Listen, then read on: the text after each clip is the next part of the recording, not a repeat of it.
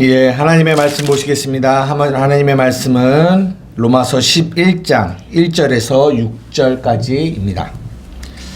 대독해 주시겠습니다. 그러므로 내가 말하노니 하나님이 자기 백성을 버리셨느냐? 그럴 수 없느니라. 나도 이스라엘이니요 아브라함의 씨에서 난 자요 베냐민 지파라. 하나님이 그 미리 아신 자기 백성을 버리지 아니하셨나니 너희가 성경이 엘리야를 가리켜 말한 것을 알지 못하느냐? 그가 이스라엘을 하나님께 고발하되 주여 그들이 주의 선지자들을 죽였으며 주의 제단들을 헐어버렸고 나만 남았는데 내 목숨도 참나이다 하니 그에게 하신 대답이 무엇이냐? 내가 나를 위하여 바알에게 무릎을 꿇지 아니한 사람 7,000명을 남겨두었다 하셨으니 그런즉 이와 같이 지금도 은혜로 택하심을 따라 남은 자가 있느니라. 만일 은혜로 된 것이면 행위로 말미암지 않음이니 그렇지 않으면 은혜가 은혜되지 못하느니라. 아멘. 예, 오늘 우리 로마서 11장 1절에서 6절의 말씀을 중심으로 하나님의 열심이라는 제목으로 말씀을 나누려고 합니다. 예, 바로 본론으로 들어가면 우리가 방금 읽은 이 11장 1절에서 6절의 사이에 어떤 내용이 나오냐면 엘리야의 이야기가 나와요. 엘리야의 이야기. 이게 어떤 이야기인지 혹시 아세요? 네? 바알신을 믿는 얘기예요? 이게 어디에 나오냐면 열왕기상 19장에 나오거든요. 한번 찾아볼게요. 열왕기상 19장. 어떤 배경을 가지고 이 얘기가 나왔는지를 한번 좀 우리가 보려고 합니다. 열왕기상 19장. 19장 9절에서 10절 두 절 먼저 한번 읽어볼까요? 여기다 이제 써놓게 9절하고 10절만 써놨는데 한번 다 같이 한번 읽어볼게요. 시작.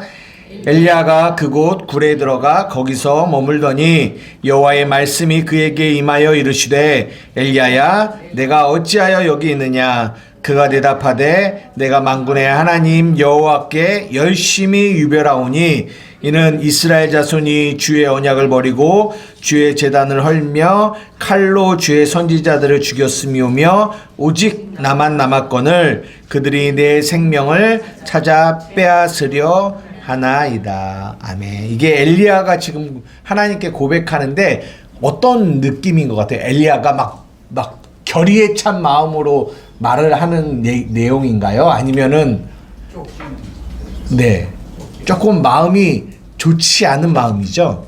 그죠? 이게 무슨 상황이냐면 이 열왕기상 18장 바로 전에 뭐가 있냐면 열왕기상 19장 전에 뭐가 있을까요?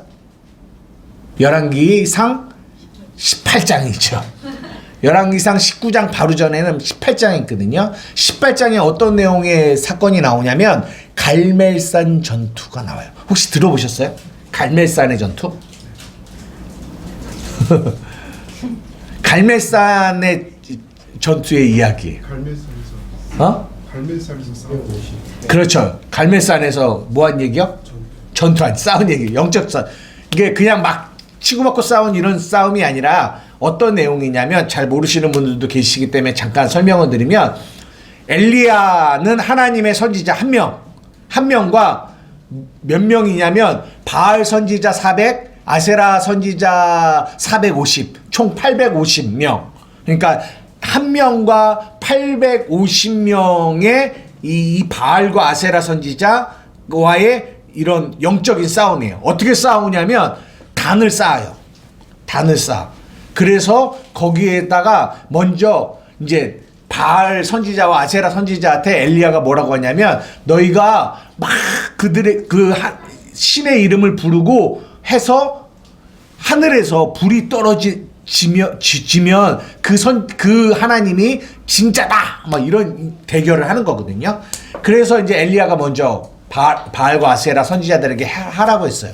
그랬더니 이제 이 바알과 아세라 선지자들이 막 온 몸을 칼로 긁기도 하고 막 자해를 하면서 막 바알의 바알 신이요 아세라 신이요 막 이러면서 계속 이렇게 외치는 거예요.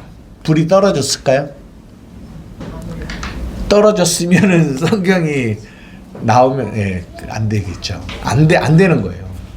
그랬더니 엘리야가 너희의 신이 어디 갔니? 라고 하면서 이제 내가 저 비켜 내가 할게 라고 하면서 뭐냐면 물을 그 제단에다가 12바구니를 해다가 물을 뿌리는 거예요.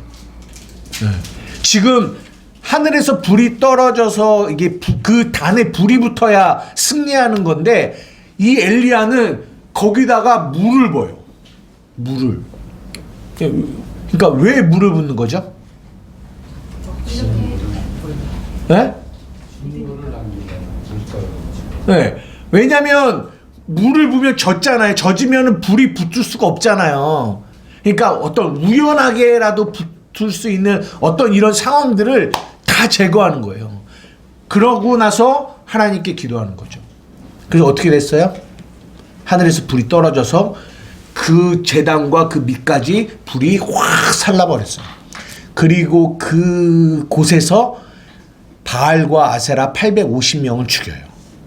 그래서 하나님이 승리하시는 그 내용이 이 열왕기상 18장 갈멜산 전투예요. 이게 너무나 유명한 전투예요. 하나님이 승리하시는. 그리고 나서 몇 장이 오냐면 19장이 딱 오는데 오늘 이 19장이에요. 근데 왜 이런 분위기가 발생을 했냐면 그 당시 이스라엘의 왕이 아합이라는 왕이었거든요. 근데 아합의 마누라가 있어요. 유명한 마누라예요. 유명한 마누라예요. 누구냐면 이세벨이라고. 굉장히 완악한 이세벨이라는 마누라인데 그 마누라한테 아합이 이렇게 해서 바알과 아세라가 선지자들이 다 죽었다라고 하니까 이 여자가 이 왕비가 이 뭐라고 했냐면 엘리야를 죽여버리겠다라고 한 거예요. 그래서 이 엘리야가 도망갔어요. 로뎀나무 아래로. 지금 그런 상황이 펼쳐지면서 이제 엘리야가 얘기를 하는 거예요. 9절에. 이제 그곳 굴에 들어가 거기 머물더니 여호와의 말씀이 임하여 이르되 엘리야야 내가 왜 여기 있니? 라고 물었더니 이 10절 엘리야의 대답이 중요합니다. 그가 대답하되 내가 만군의 하나님 여호와께 열심히 유별하오니 이는 이스라엘 자손이 주의 언약을 버리고 주의 제단을 헐며 칼로 주의 선지자들을 죽였음이오며 오직 나만 남았거늘 그들이 내 생명을 찾습니다 라고 얘기하는 거죠. 아니 바로 18장까지만 해도 그 엄청난 갈멜산의 영적인 전투에서 승리를 거둔 엘리야가 어떻게 바로 그 다음 19장에 이렇게 연약한 모습, 한 여자의 이 왕비의 이 죽이려고 하는 이것으로 인하여 도대체 엘리야의 믿음이 어디 갔는지 전혀 알 수 없을 이런 고백들을 엘리야가 하고 있다는 거예요. 근데 여기에서 저는 중요한 왜 엘리야가 이런 고백을 할 수밖에 없었는지에 대한 중요한 단어들이 있다라고 생각해요. 뭘까요? 10절에서. 네? 뭐? 네? 생명. 지금 제가 말하려는 의도를 잘 파악하셔야 돼요. 엘리야가 무엇 때문에 이렇게 정말 이렇게 좀 어떤 믿음이 없어 보이잖아요. 비실비실해 보이잖아요. 그런 나쁜 모습의 엘리야의 모습이 보였을까? 라는 거를 물어보는 거예요. 여기 엘리야가 언약을 버렸다라는 얘기는 다 죽고 나만 남았다. 예, 맞아요. 그것도 있어요. 근데 그거보다 더 그렇죠. 맞아요. 그 얘기. 놀라지 마세요. 이미 뛰어넘으셨어요, 당신을. 네. 열심히 유별. 여기에 이 열심이 누구의 열심이에요? 엘리야의 나의 열심이에요. 나의 열심이 유별하자라고 얘기해요. 나의 열심이. 그런데 나의 열심이 유별하여 내가 당신을 섬기고 있는데 지금 나의 상황이 어떤 상황이에요? 이스라엘 자손이 주의 언약을 버렸고요. 주의 제단을 헐었고요. 칼로 주의 선지자들을 죽였고 누구만 남았어요? 나만 남았어요. 그런데 저 이세벨이 내 생명도 죽이려고 합니다. 소망이 있어요? 없어요. 소망이 없는 거예요. 나는 당신을 향하여 열심히 특심이었는데 내가 열심을 다하여 당신을 섬기고 당신의 선지자로서 이 일들을 했는데 남은 건 이런 상황이고 나만 남았고 이 생명도 풍전등화와 같은 모습이라는 거죠. 그러니까 거기서 뭐가 왔냐면 좌절과 절망이 온 거예요.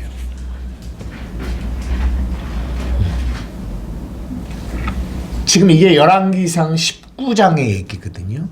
이 얘기를 엘리야가 딱 하고 나니까 성경의 그 뒤에 한번 읽어볼까요? 한번 지금 우리가 열왕기상 19장 10절까지 읽었는데 11절부터 14절까지 한번 읽어보겠습니다. 시작.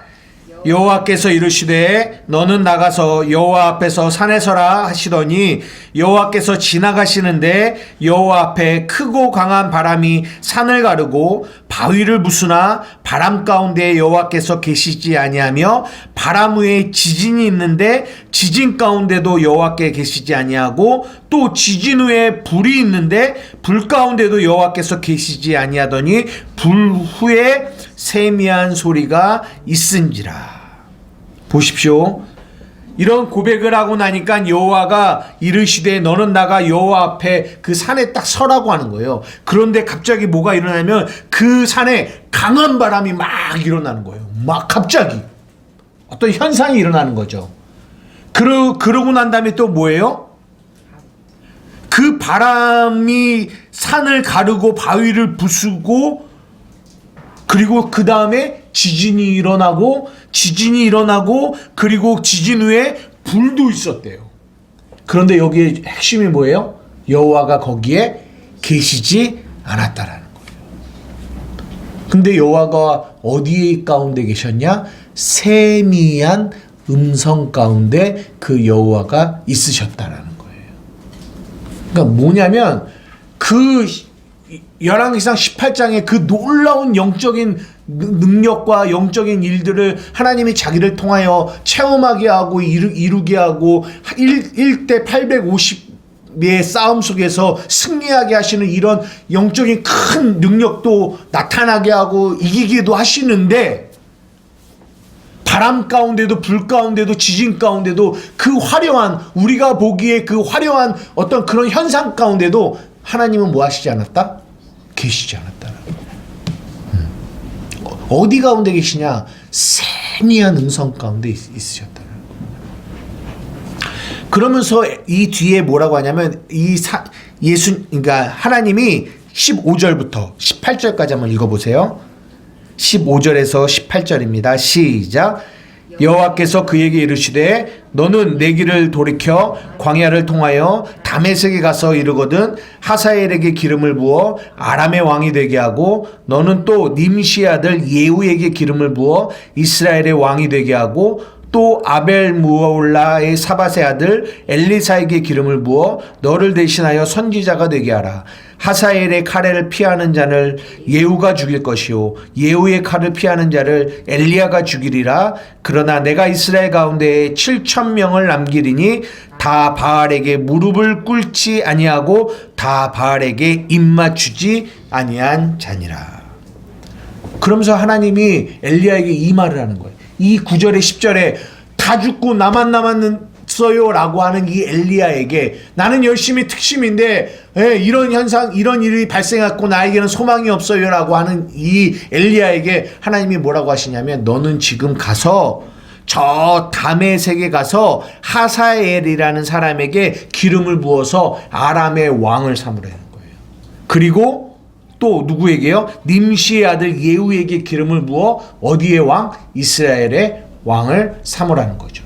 그리고 엘리사에게 기름을 부어 너를 대신한 선지자가 되게 하라는 거예요. 이게 무슨 말일까요? 네? 남았다. 지금 하나님이 이스라엘의 하나님인데 이스라엘의 하나님이 지금 누구를 어디에 왕을 세우고 계세요? 아람의 왕을 하나님이 기름 부어 세우시는 거예요. 그리고 예후를 이스라엘의 왕을 세우시고 이게 무엇을 의미하냐면 봐라 너는 모든 것이 지금 절망이고 너만 남았다라고 생각하지 그러나 내가 지금 나의 일을 하고 있단다. 내가 저 이스라엘과 상관없는 이 아람의 왕도 누가 세운다? 내가 세우고 있다라는 거예요. 이스라엘의 왕 예후도 내가 세우고 선지자도 내가 세우고 그리고 나서 뭐라고 하냐면 내가 바알과 아세라에게 무릎 꿇지 않은 7천을 내가 뭐했다? 남겨두었다라는 거예요. 7천이라는 이 말은 7,000명이라는 얘기가 아니라 딱 7,000명을 남겨놨다는 얘기 아니라 7천은 7 곱하기 1000이에요. 이 7은 무슨 숫자냐면 완전 숫자예요. 이 열이라는 숫자도 이 성경에 보면 그러니까 내가 완전한 숫자를 완전한 사람을 남겨놨다라는 거예요. 한마디로 말해서 내가 나의 열심으로 그 일을 하고 있다라는 거예요. 그런데 엘리야는 그 18장의 갈멜산의 전투를 경험했음에도 불구하고 그 어떻게 보면 진짜 우리는 평생 한 번도 경험해 보지 못한 그 영적인 엄청난 사건을 눈앞에서 경험했음에도 불구하고 그는 하나님이 그게 뭘 얘기하는 거예요? 한 1대 850이 어떻게 겨룰 수가 있겠어요? 이게 무슨 말이에요? 하나님이 하나님의 열심으로 하나님의 일을 하신다라는 것을 우리에게 보여주고 있는 거예요.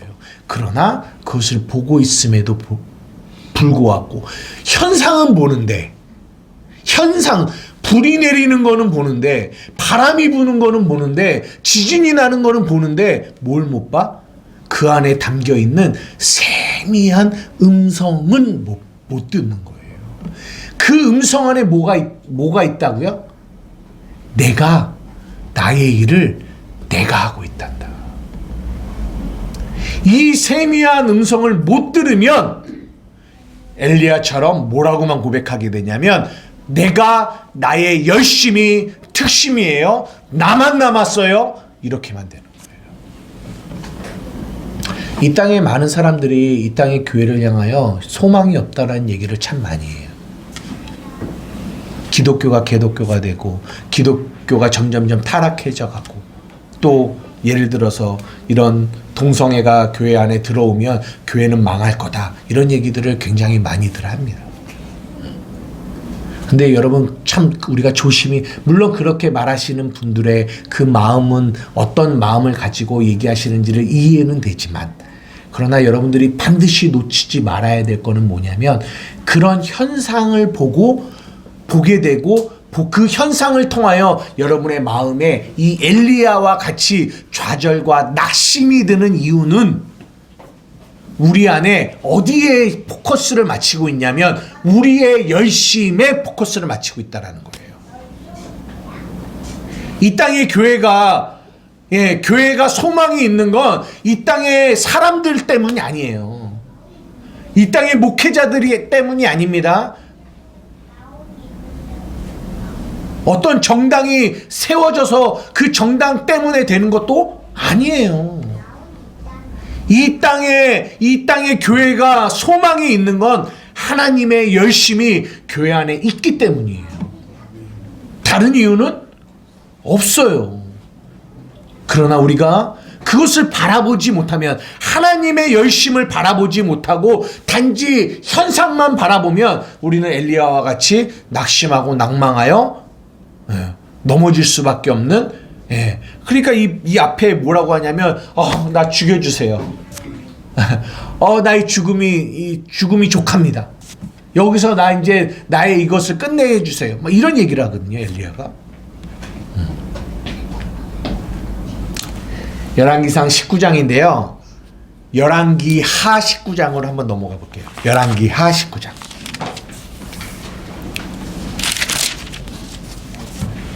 열왕기 하 19장 29절에서 31절입니다. 다 같이 한번 읽어보겠습니다. 시작. 또 내게 보일 징조가 이러하니 너희가 금년에는 스스로 자라난 것을 먹고 내년에는 그것에서 난 것을 먹되 제3년에는 심고 거두며 포도원을 심고 그 열매를 먹으리라. 유다 족속 중에서 피하고 남은 자는 다시 아래로 뿌리를 내리고 위로 열매를 맺으리라. 남은 자는 예루살렘에서부터 나올 것이요 피하는 자는 시온산에서부터 나오리니 여호와의 열심히 이 일을 이루리라 하셨느니라 하리라. 아멘.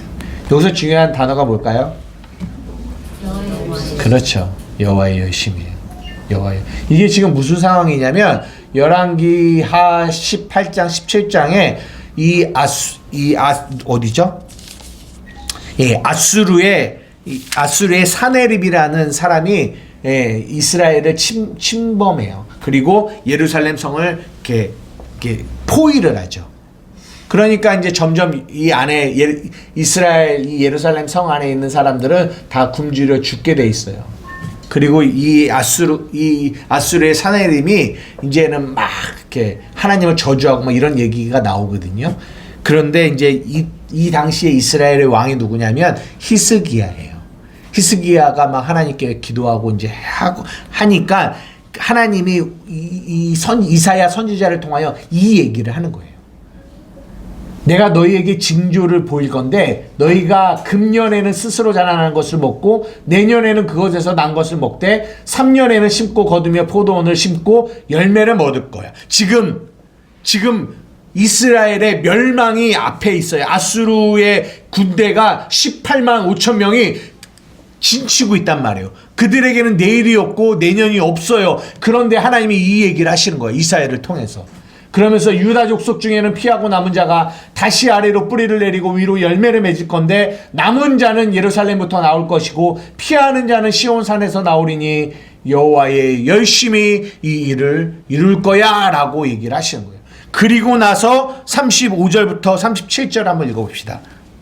35절에 열왕기야 19장 35절에서 37절. 여기 없어요. 이 밤에 여호와의 사자가 나와서 아수르 진영에서 군사 18만 5천 명을 친지라. 아침에 일찍 일어나 보니 다 송장이 되었더라. 아수르 왕 산헤립이 떠나 돌아가서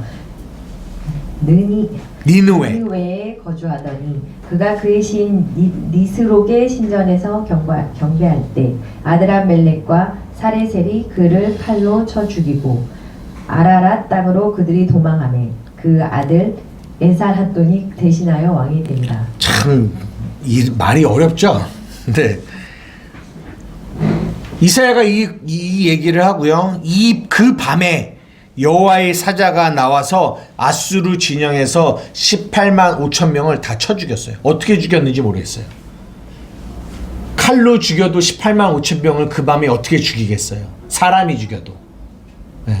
그런데 여호와의 사자가 나타나서 그 아수르 18만 5천 명을 죽여버. 이게 뭐예요? 하나님의 열심이에요.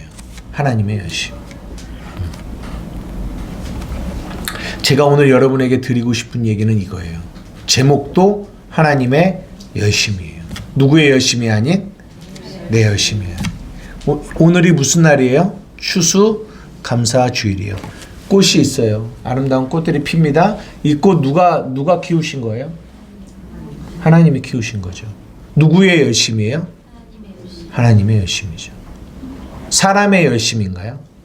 보여지는 건 사람의 열심이지만 그 안에서 자라게 하시고 성장시키시고 열매 맺게 하시는 거는 누구의 열심이다? 하나님의 열심이에요. 저는 오늘 그걸 좀 나누었으면 좋겠어요.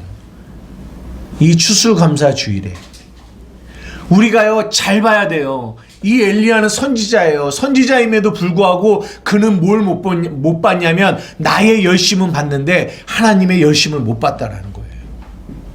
여러분, 하나님이 우리를 이 2023년도 이 한 해를 하나님의 열심으로 우리를 이끌어 오셨어요. 여러분, 이것을 믿으십니까? 네.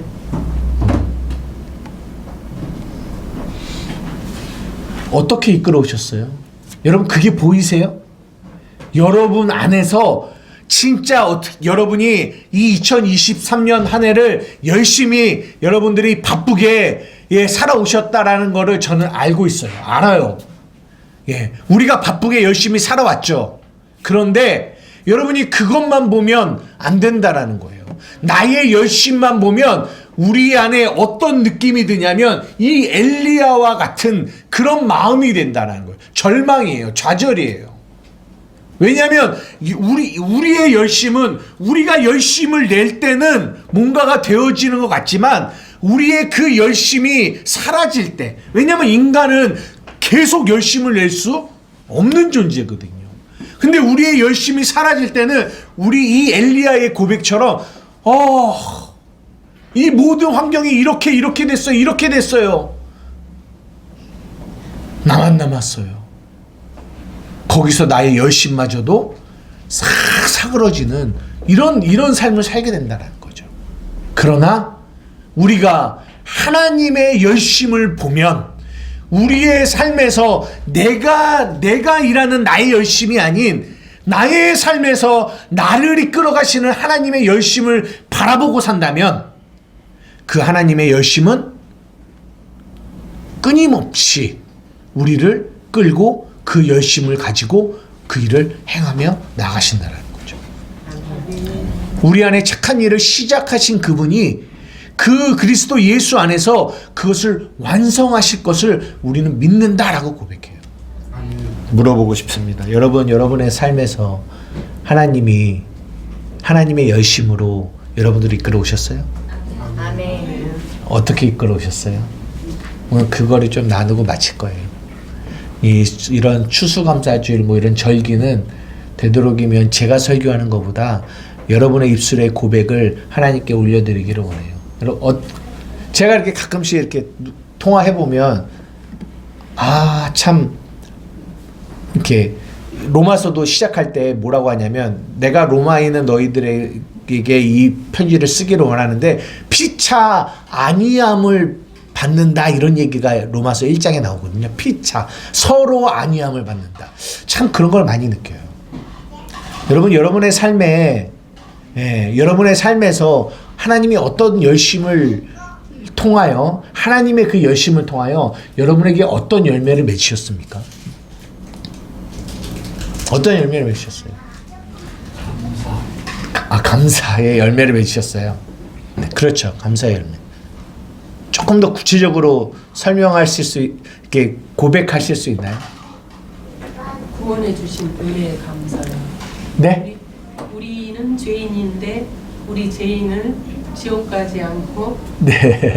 하나님의 자녀로 삼아 주신 것에 감사해요. 그래서 감사하죠. 네.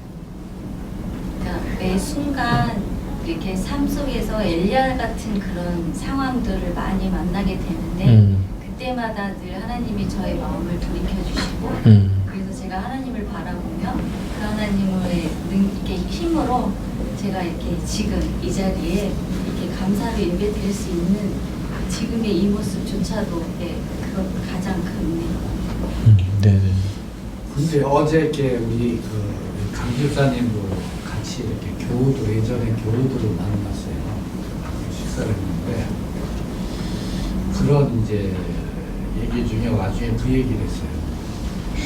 그 인내하고 연단후의 열매. 그래서 얘기를 했는데 참 인내라는 게 어느 정도의 한계점이 없다. 하여튼간 내가 감사한 느낄 동안 기도를 하든지 어떤 적을 하든지 항상 이것이 하나님이 인도하시는 것을 알고 끝까지 인내하면 그게 이제 연단을 쌓고 그 후에 때가 되면 하나님 열매를 맺어주더라. 그것이 나의 요즘에 처음 그 깨달은 고백이다 하고 어저께 그 식사를 같이 하면서 그 얘기를 나눴어요. 근데 그게 진짜 그걸 깨닫게 한 그 세월이 참 길었지만 그게 너무 감사한 거예요. 언젠가는 하나님이 이루어주시는 거예요. 기도는 헛되지 않는다. 이런 그걸 깨달으니까 더욱더 하고 싶고 더욱더 하나님께 의존하고 싶고 몸과 마음과 목숨과 뜻을 다해서 하나님을 사모할 수 있게 그렇게 깨달으면 또 고백할 수 있고 그렇게 돼요. 네네. 제 경험이에요. 저는. 네네. 하나님의 열심이 내 삶 가운데서 보여지면, 예, 그러면 거기서 뭐가 오냐면 쉼이 와요. 진짜 쉼. 이스라엘 군대가 늘 자주 얘기하지만 뒤에서는 애국 군대가 쫓아오고 앞에는 홍해가 있습니다. 거기서 하나님이 어떤 열심으로 그들을 구원해내는지를 이스라엘 백성들은 몰랐어요. 모르니까 그들이 뭐라고 하냐면 아이고 죽겠다. 그럼 어쩌면 진짜 성경에는 안 나와 있지만 막 어떤 사람들은 막 어떻게 해야지 뭐 홍해물을 바가지로 푸고 있을 수도 있고 왜냐면 그 상황 속에서 인간의 어떤 열심이라도 뭔가를 해봐야 되는 거죠. 우리는 이렇게 살아가요. 왜냐면은 우리의 살아가는 삶이 뒤에는 애국 군대요, 앞에는 홍해, 이런 삶이거든요. 거기서 하나님의 열심을 우리가 못 보면 우리는 반드시 어떤 삶을 살게 되냐면 인간의 열심으로 막 뭔가를 하면서 살게 돼요. 근데 문제는 뭐냐? 인간의 열심의 결론은 아까 말한 것처럼 저 엘리야의 고백이 될 수밖에 없다라는 거예요. 그래서 여기서 중요한 거, 우리가 계속 성경을 얘기하면서 여러분들에게 말씀드리고자 하는 건 뭐냐면 봐야 된다라는 거죠. 볼 수 있어야 된다라는 거. 이게 본다라는 게 깨달은다라는 거죠. 깨달을 수 있어야 된다는 거예요. 볼 수 있어야 되는 거예요. 뭘요? 여러분의 삶에 진짜 하나님이 여러분의 삶에 일하고 계시고 그분의 열심으로 여러분들을 인도해 가고 계시다라는 거를 여러분들 진짜 보고 계시냐라는 거. 이게 중요한 거예요. 이게 중요한 거예요. 여러분 진짜 보고 계세요? 아멘. 네. 이게 중요해요. 그래야 거기서 뭐 할 수 있냐면 쉴 수 있어요.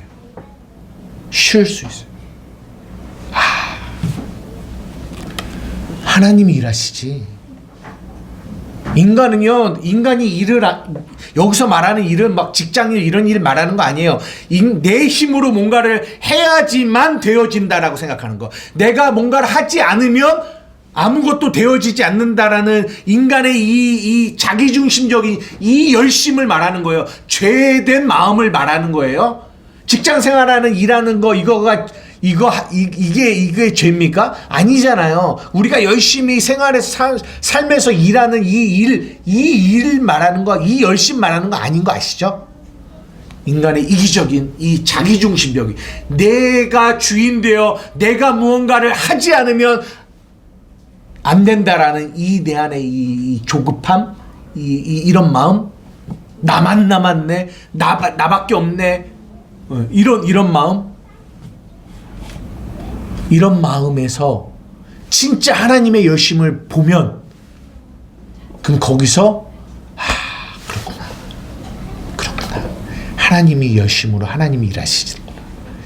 이게 믿음이죠. 이게 믿음이에요. 우리에게 로마서가 주는 믿음. 지금 로마서 1장부터 계속 우리가 봐왔습니다. 그죠? 한번 볼게요. 로마서 4장 6절에서 8절입니다. 다 같이 한번 읽어볼게요. 시작. 이런 것이 없이 하나님께 의로 여기심을 받은 사람의 복에 대하여 다 의심하란 바, 불법이 사함을 받고 죄가 가려짐을 받는 사람은 복이 있고 주께서 그 죄를 인정하지 아니하실 사람은 복이 있도다 함과 같으니라. 6절을 딱 시작하면서 뭐라고 하냐면 이란 것이 없대요. 벌써 이렇게 시작해요. 이게 무슨 말이에요? 인간의 열심을 부정해 버리는 거예요. 이란 것이 없어요. 없는데 의로 여김을 받은 거예요. 무엇으로? 하나님의 열심으로. 하나님의 열심. 인간은 끊임없이 인간의 열심으로 의롭게 되려고 하는데, 그런데 그 인간의 열심이 아닌 하나님의 열심으로 우리를 의롭게 만드신 거. 근데 이거를 깨닫지 못하면요, 인간은 끊임없이 어떤 행위를 내어놓냐면 나의 열심을 통해서 나의 의를 자꾸만 뭐 해야 돼요? 드러내려고요. 나의 열심을 통해서. 아, 내가 좀 기도 많이 했지, 내가 뭐 많이 했지, 내가 뭐 했지, 내가 뭐 했지, 아, 그러니까 나는 하나님 앞에 오늘도 예배할 자격이 있지. 이게 뭐예요? 인간의 열심이에요.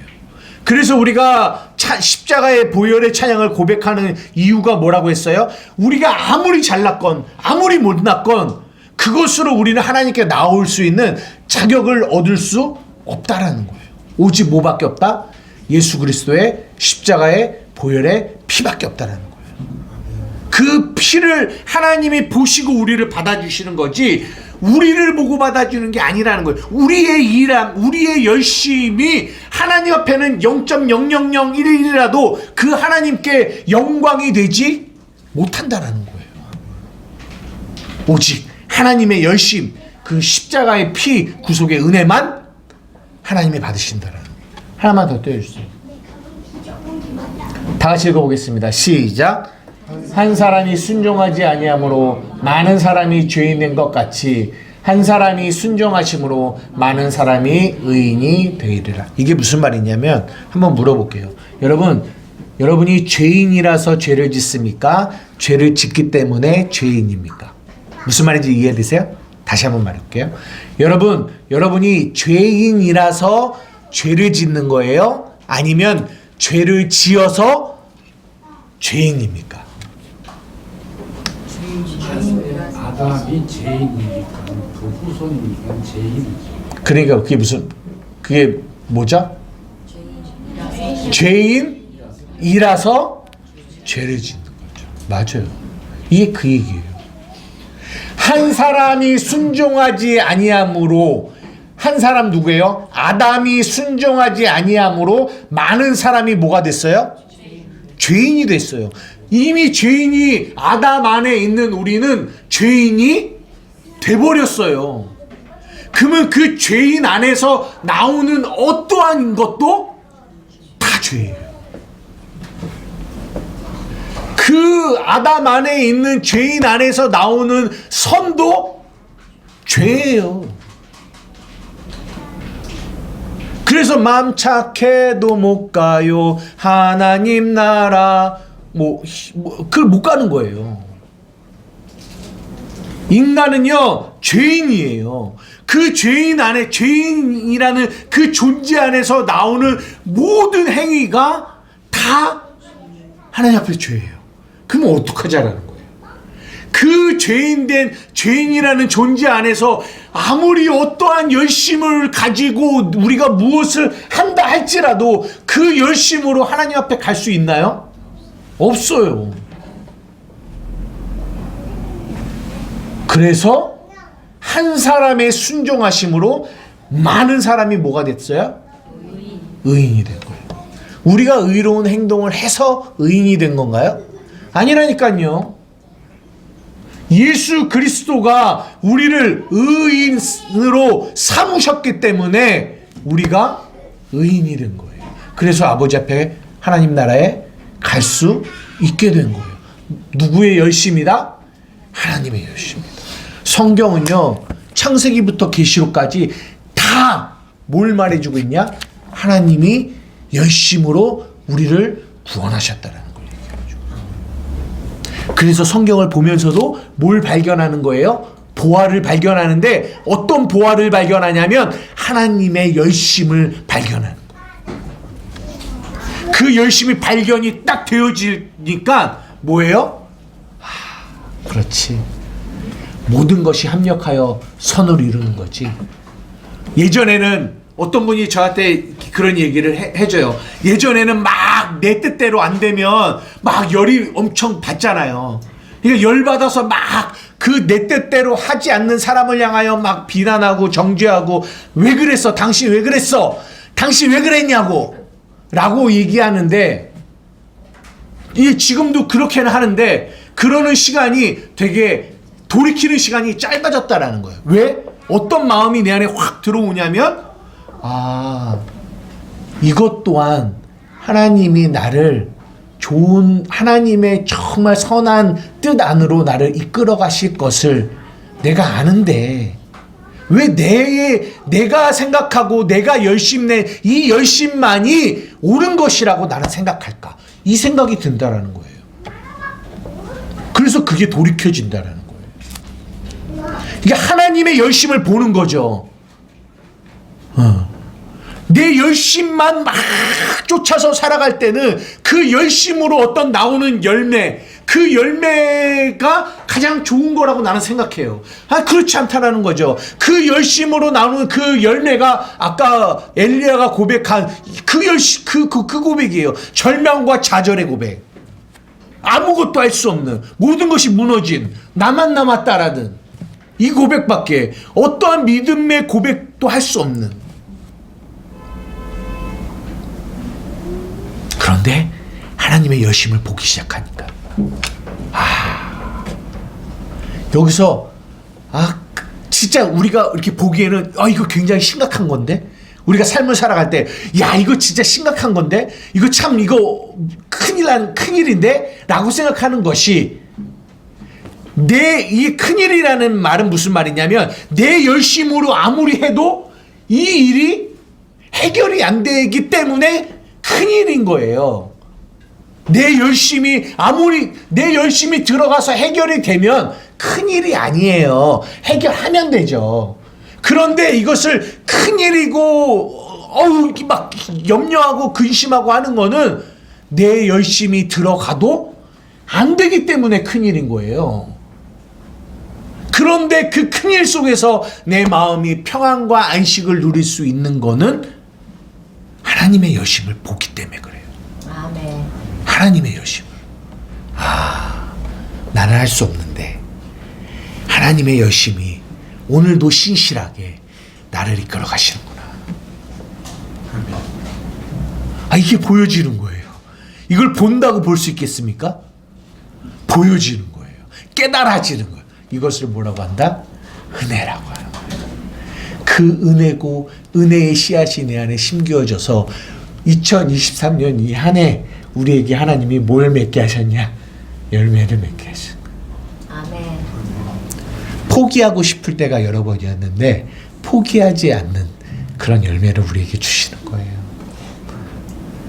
좌절하고 낙심해서 소망이 이런 때가 한두 번이 아니었는데, 그 소망 없는 그 상황 속에서 하나님이 다시 나를 일으켜 걸어가게 하시는 그 힘을 그분이 주셨다라는 거죠.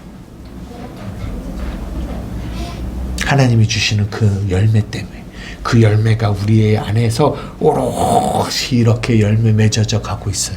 여러분, 그게 보이십니까? 아멘. 그래서 오늘 우리 추수감사절날 그거 감사하는 거예요. 그거 감사하는 거예요. 내 안에 오롯이 맺어져 가고 있는 그분의 열심으로 맺어지시는 이 열매들, 사랑의 열매들, 오래 참음의 열매들, 인내의 열매들, 자비의 열매들, 충성의 열매들, 절제의 열매들, 이런 열매들을 그분이 내 안에서 맺어 가시는, 그것들을 내가 보면서, 나를 보면서, 주님, 당신이 맺으신 이 열매 감사합니다. 감사합니다. 오늘 그런 날이에요. 아멘. 여러분, 감사하고 돌아가셔야 돼요. 아멘. 이 시간 우리 함께 기도합시다.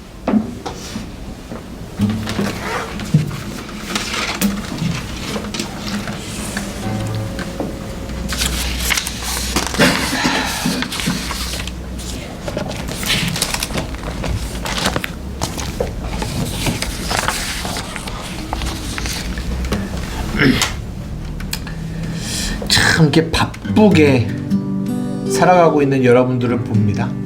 그리고 또 한편으로는 굉장히 또 영적으로 힘들어하는 또 지체들도 또 보게 돼요. 어떻게 보면 저도 조급한 마음이 들 수 있죠. 근데 그럴 때마다 제가 또 하나님이 나를 바라보게 하시는 거는 하나님의 열심을 보게 하세요. 오늘 이 시간 우리 함께 기도할 때 하나님 우리의 삶에 그 하나님의 열심으로 나를 이 2023년 인도하신 하나님 너무 고맙고 감사합니다.